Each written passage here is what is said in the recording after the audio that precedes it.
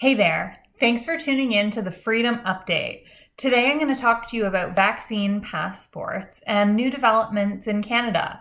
Which provinces have them, which provinces are getting them, and what does the law say?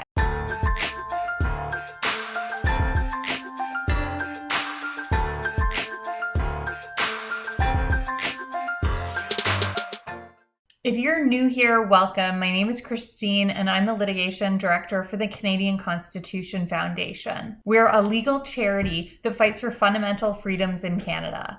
I upload videos about interesting developments in our cases and about constitutional law in Canada. If that sounds like something that you'd be interested in, please hit like and subscribe below. It really helps my videos out a lot. Now remember, my videos are just for information purposes only. They are not legal advice. If you have a legal problem of your own, please retain your own lawyer.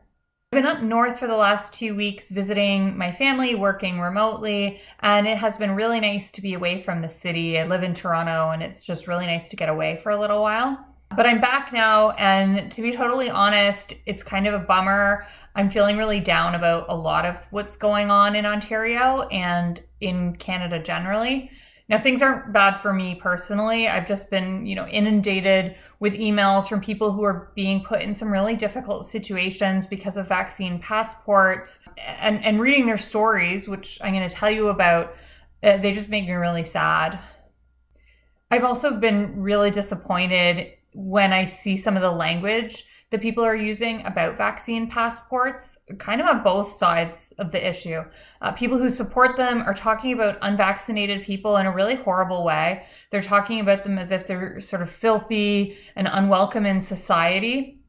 This is really, really bad for social cohesion. This type of language is not going to help encourage anyone to get vaccinated. And as you know by now, if you've been watching my videos, I am very pro-vaccine. I'm double vaccinated myself, but I do understand that some people are apprehensive. And those people aren't bad people and they're not monsters. And I want people to stop talking about them like they are. And likewise, I've seen really irrational and terrible behavior among people who oppose vaccine passports. I've seen some critics of vaccine passports compare the policy to apartheid South Africa or to the Holocaust. And this is shameful. And it's disrespectful to victims of those atrocities. I've also seen absolutely terrible behavior by anti-vaccine protesters blocking ambulances from going to hospitals. Like, what the heck are you doing? Stop it. Anyway, I'm just getting pretty down about the rhetoric of the whole debate and the tone and the lack of nuance for the whole conversation. So let's talk about that nuance and about some of the legal problems with vaccine passports. Now, to be clear, when I'm talking about vaccine passports, I'm talking about a document that the government says you need to show to go into certain public places like a movie theater, a restaurant, or a gym. I'm not talking about when your employer requires you to get vaccinated for work. That's a totally separate issue. Okay, so what are my concerns with vaccine passports? First, this is a novel issue. So until a court rules on it, we actually don't know the answer to the question, is this constitutional? But let me lay out what I'm worried about. First, let's talk about the rights that I think are engaged here. First, there's Section 7 of the Charter, which protects the right to life, liberty, and security of person. Then there's Section 8 of the Charter, which protects your privacy rights.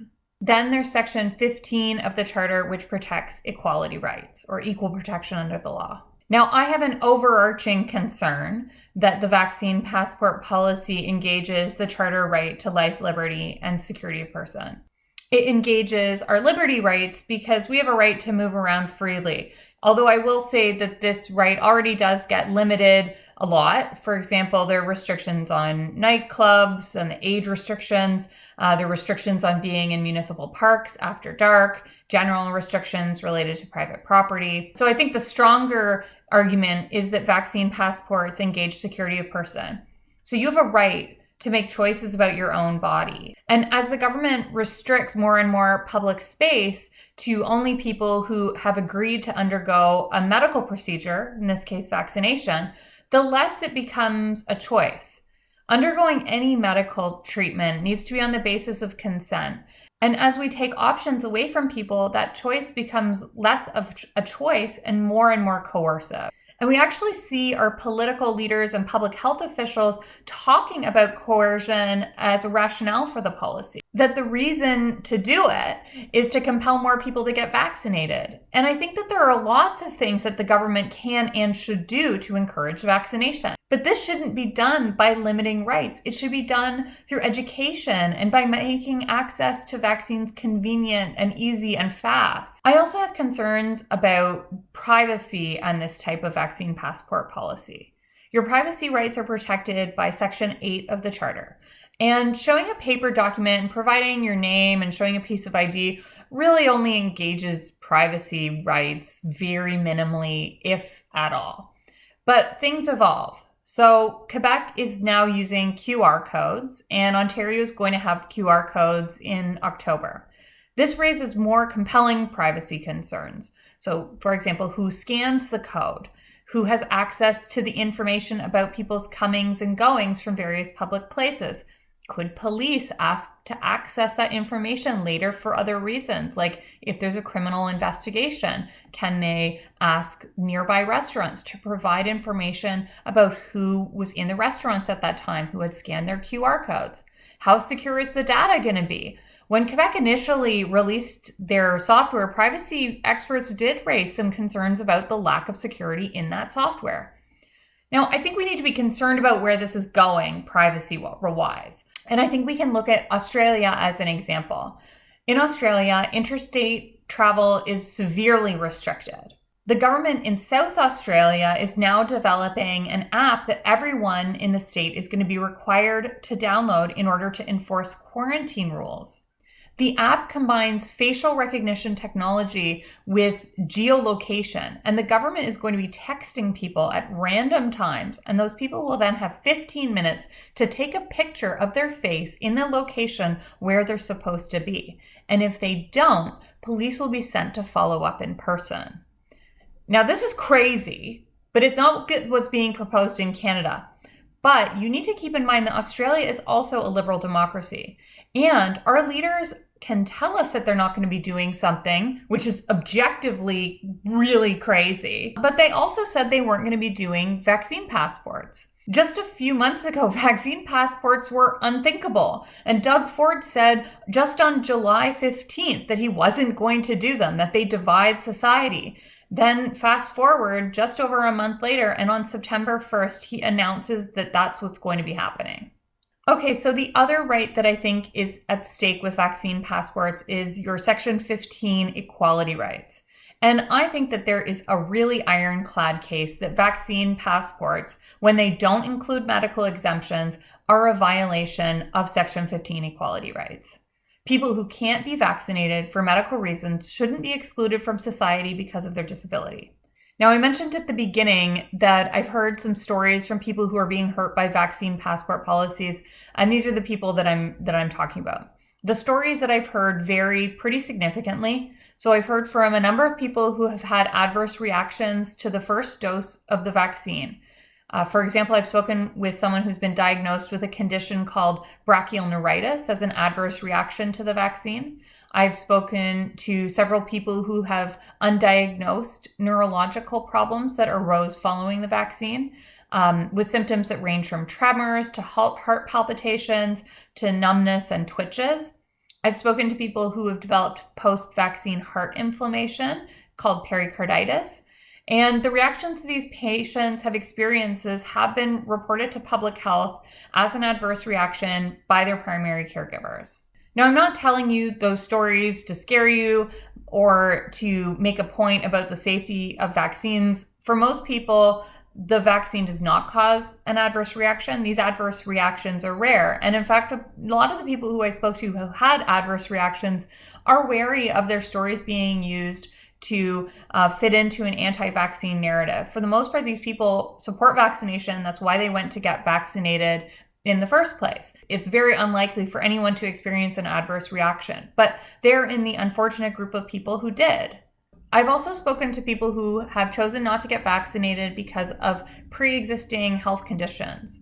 For example, I've spoken to people who have had in the past anaphylactic reactions to other vaccines, and they don't know what it was about that other vaccine that caused the reaction. And I've spoken to people with anaphylactic allergies to unknown triggers, so they don't know if there's something in the vaccine that could trigger a reaction. I've also spoken to people with blood clotting disorders, with autoimmune disorders, or with pre-existing heart conditions like a pre-existing heart inflammation. Now, for these patients, the vaccine is a higher risk choice than it is for healthy people. And for many of them, COVID may also pose a higher risk than it would for a healthy person. So this is a really difficult trade-off for a lot of these patients to make. And the decision for them is deeply personal. They really resent the government trying to force an outcome in one direction through policies that create pressure like vaccine passports. I'd also like to make note about something on adverse reactions and public health guidance. Some of the people that I've spoken to have been given conflicting advice about the vaccine. For some of the people, their primary care providers, including specialists like neurologists, have advised them not to get a second dose because their adverse reaction was serious. But after public health investigates some of these cases, public health nevertheless recommends these patients to get a second dose of the vaccine. So for example, the patient who I spoke to who developed brachial neuritis was advised by public health to get a second dose. Even though she's now pregnant, her neurologist and family doctor have told her not to get the second dose. And they're worried that the second dose could even cause new nerve damage, including nerve damage that might harm her unborn baby. So she quite understandably prefers to follow the advice of her primary care providers and not the advice of public health. I think that this disconnect matters because if we're talking about creating medical exemptions, which Ontario says they will be doing, we need to allow those exemptions on the basis of the advice of primary care providers and not on the basis of public health investigations, because public health seems to have a very troubling lack of empathy for individual patients and complex and nuanced individual circumstances. So as I said, in Ontario, the government has announced that their plan for vaccine passports will include medical exemptions. Now, while I still don't agree with the policy broadly, this at least makes it better than the plans in place in BC and Manitoba, which are discriminatory on their face. I've actually written to the governments of British Columbia and Manitoba about this exact issue, and we are now preparing litigation with some of the people who I've just told you about and their individual stories. So when I said at the beginning of this video that this whole situation is making me really sad, it is, and that's why I'm trying really hard to do something about it. So to recap, the rights that I think are engaged by this policy are Section 7, Life, Liberty, and Security, Section 8, Privacy Rights, and Section 15, Equality Rights. But as you should know by now, since I say it all the time, rights protected under the Charter can be limited. That's in Section 1 of the Charter. But those limits need to be justified. They need to be minimally impairing, rationally connected, and proportionate. This is a really important analysis, usually it's the most important analysis, and I think that there are a few things we need to keep in mind when asking if the limits are justified. So first, for the provinces that haven't created medical exemptions, like BC and Manitoba, why not? If Ontario can create medical exemptions, what's stopping you? Clearly it's possible, and we know it is less impairing. So I think that the failure to create medical exemptions is going to fail on the Section 1 analysis. Another thing to think about is there another alternative that could be less intrusive? For example, rapid testing. And another point, we know that vaccinated people can still get infected and they can still transmit. Of course, they don't get very sick, and while the evidence is mixed, it appears that they don't get infected as easily as unvaccinated people. But this is becoming a smaller and smaller benefit. So is this potentially slightly reduced risk worth the infringement on our rights? Another thing to ask, and we've asked this a lot throughout this pandemic, is does the vaccine passport policy have a rationality problem? It may have a rationality problem because it applies to guests, but not to staff. And as many people have pointed out, servers at restaurants aren't going to be obliged to get vaccinated, but the guests are. even though we know that outbreaks actually seem to occur more frequently among staff than among guests at different tables. At least we seem to know this anecdotally. Another thing that I think needs to be kept in mind in the Section 1 analysis is that some of these policies aren't even time limited. Now, the government of Ontario has said it will be time limited, but they haven't stated what that time period will be. And the government of BC has said that it's time limited and will end in January, but at that point, we know it could just simply be renewed. For real accountability, I think that the time limits need to be clear, and any renewal should be subject to parliamentary debate, not just reissuing another public health order or regulation. We also know that a lot of these so-called time-limited measures are still with us now today, from things that were instituted at the beginning of the pandemic. Heck, we still take off our shoes when we go through metal detectors at the airport. Okay, guys, that's all for this update. I hope you learned something today. Thanks for tuning in, and let's keep fighting for freedom in Canada.